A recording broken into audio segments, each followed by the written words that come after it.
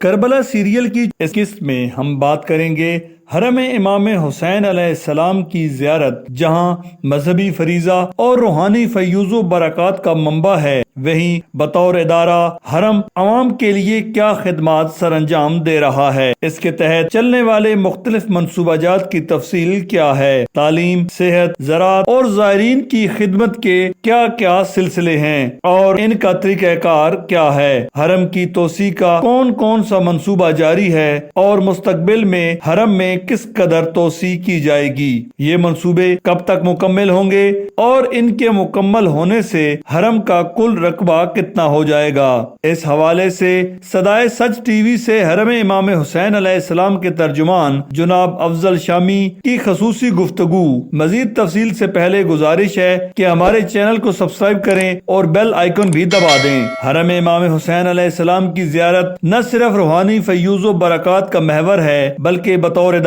حرم مبارک کے تحت کئی عوامی خدمت کے منصوبے جاری و ساری ہیں اور بہت سی سماجی خدمات اور سرگرمیاں ایسی ہیں جن سے عام آدمی کو سہولیات بہم پہنچائی جا رہی ہیں۔ ان میں تعلیمی سرگرمیاں سر فہرست ہیں جو حرم کی طرف سے عوام کو مہیا کی جا رہی ہیں۔ حرم امام حسین علیہ السلام کی طرف سے بچوں کو ابتدائی تعلیم کے لیے پرائمری اور مڈل سکول، جبکہ نوجوانوں کے لیے کالجز کے ساتھ ساتھ یونیورسٹیز کا قیام عمل میں لایا گیا ہے۔ حرم امام حسین علیہ السلام کے تحت دو بڑی یونیورسٹیاں قائم کی گئی ہیں جن کے نام جامعہ وارث الانبیاء اور جامعہ الزہرا ہیں، جن میں تمام مضامین میں ڈگریاں دی جاتی ہیں۔ جامعہ الزہرا صرف خواتین کے لیے مختص ہے اور اس کے متعدد کیمپس ہیں۔ اس جامعہ کے زیر اہتمام 3 کالجز کام کرتے ہیں جن میں میڈیکل کالج، ٹیکنیکل کالج اور تعلیم و تربیت یعنی ووکیشنل کالج شامل ہے۔ عراق میں فقط خواتین کے لیے خاص طور پر یہ ادارہ بنایا گیا ہے اور یہ سہولت حرم امام علیہ السلام کی جانب سے عوام کے لیے ہے۔ اسی طرح جامعہ وارث الانبیاء حرم امام حسین علیہ السلام کے زیر اہتمام ایک ایسا ادارہ ہے جو 6 ذیلی کالجز پر مشتمل ہے، جن میں medical college, engineering college, law college, economics و مینجمنٹ کالج اور علوم اسلامیہ کی تحقیق و تدریس کے لیے ایک کالج بھی اس جامعہ کے تحت کام کر رہا ہے۔ اسی طرح حرم امام حسین علیہ السلام کی طرف سے کربلا اور کربلا سے باہر سماجی و فلاحی منصوبوں کے ساتھ ساتھ ثقافتی سرگرمیوں کی ترویج بھی کی جاتی ہے، جبکہ غریب مومنین کی امداد کے لیے بھی کئی منصوبے جاری و ساری ہیں، جیسے حلہ اور دیوانیہ شہر میں جن مومنین کو کسی بھی قسم کی مشکلات ہوتی ہیں انہیں حل کرنے کے لیے ہمارا ادارہ ہمیشہ سرگرم عمل رہا ہے اور اس ضمن میں بہت ساری امام بارگاہوں کی تعمیرات بھی کی گئی ہیں۔ اسی طرح حرم امام حسین علیہ السلام کی طرف سے عوام کو صحت کی سہولیات کی فراہمی کے لیے بھی کئی منصوبے چل رہے ہیں۔ اس ضمن میں مختلف ہسپتال بنائے گئے ہیں جن میں مستشفیٰ امام زین العابدین علیہ السلام اور مستشفیٰ السفیر سر فہرست ہیں۔ السفیر وہ ہسپتال ہے جس میں ہر ماہ تقریباً 1000 آپریشن کیے جاتے ہیں۔ کربلا کے نواحی علاقوں کے علاوہ تمام عراقی شہریوں کے لیے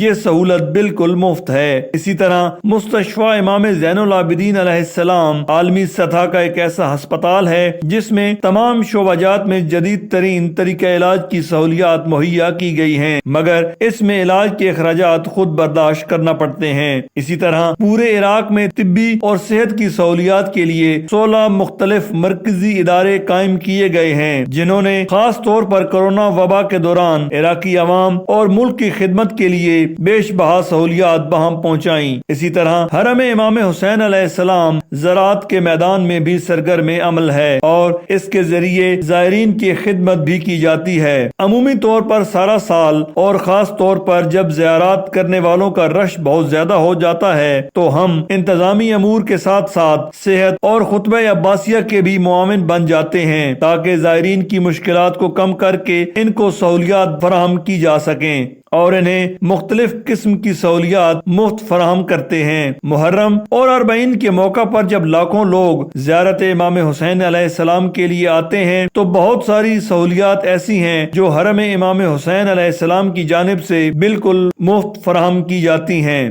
یہاں میں یہ واضح کرنا چاہتا ہوں کہ یہ تمام سہولیات مکمل طور پر حرم امام حسین علیہ السلام کی جانب سے ہوتی ہیں۔ حرم انتظامیہ باہر کسی سے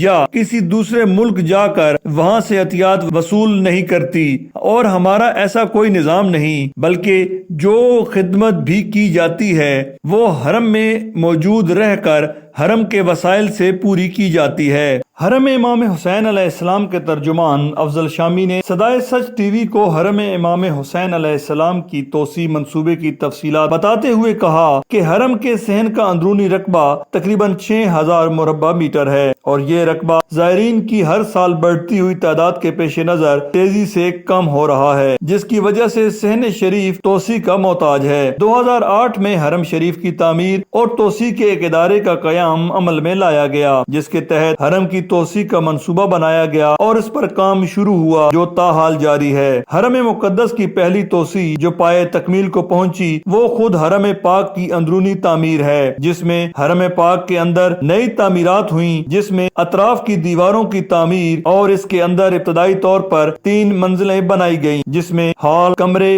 اور برآمدے بنائے گئے، اور اسی طرح اس پر چھت ڈالی گئی جس سے یہ حرم کا حصہ شمار کی جاتی ہے، جو کہ مکمل طور پر ایئر کنڈیشنڈ ہے۔ اس تعمیر سے حرم کے رقبے میں 16000 مربع میٹر کا اضافہ ہوا ہے۔ گرمی اور سردی میں زائرین کے استفادہ کے لیے یہ بہترین جگہ ہے،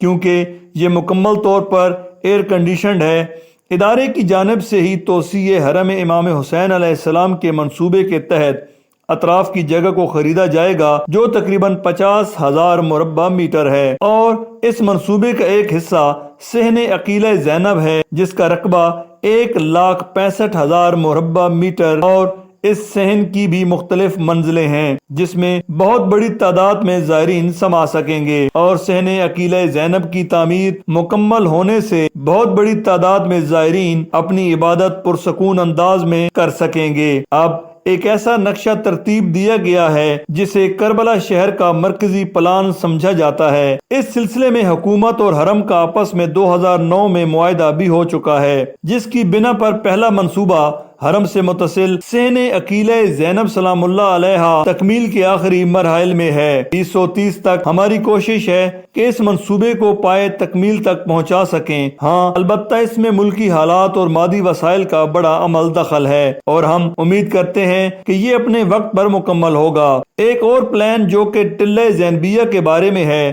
جس کا رقبہ پہلے صرف 250 مربع میٹر تھا، اب اس کے رقبے میں 100 گنا اضافہ کیا جا رہا ہے، جس کے بعد اس صحن کا رقبہ 2500 مربع میٹر ہو جائے گا، اور یہ صحن بھی عقیلہ زینب کا حصہ شمار ہوگا۔ اس طرح ایک اور مقام جو کہ تاریخ میں بیان ہوا ہے، جہاں پر امام حسین علیہ السلام نے شہدائے کربلا کے لاشوں کو جمع کیا تھا، اس کو گنج شہداء کے نام سے موسوم کیا جاتا ہے، جو کہ حرم امام حسین علیہ السلام اور خیمہ حسینی کے درمیان واقع ہے۔ ہمارا پلان ہے کہ خیمہ حسینی اور صحن عقیلہ زینب کو ایک ہی چھت کے نیچے لایا جائے، اور اس طرح خیمہ حسینی کی زیارت کرنے والا ہر زائر بھی صحن عقیلہ زینب سلام اللہ علیہا کی کشادگی سے مستفیض ہو سکے گا۔ ایک اور منصوبہ جس کے تحت حرم کے اندر تہہ خانوں کی تعمیرات ہونی ہے، اور یہ قبر امام حسین علیہ السلام کے چاروں اطراف تعمیر کیے جائیں گے، اور الحمدللہ یہ تمام ہالز خصوصی طور پر ایئر کنڈیشنڈ ہوں گے،